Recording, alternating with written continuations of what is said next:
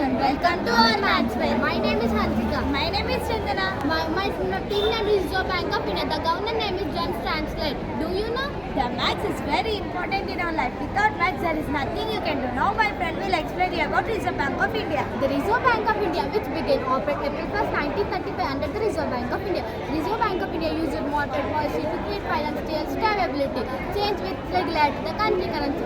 The bank was many ways overnight under book. Now my friend gonna explain you about chart. Do you know that?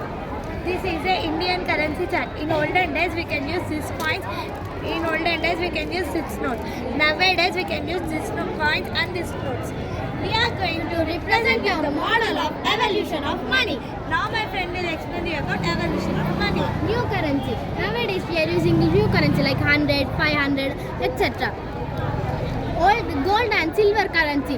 Nowadays we are using these coins 5, 2, 1. In olden days they are using this currency 25 paisa, 50 paisa, etc.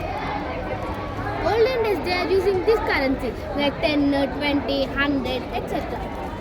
Credit cards are used to for checking balance, transferring money. Thank you. I hope you understand our model. Go forward and enjoy the maths fair.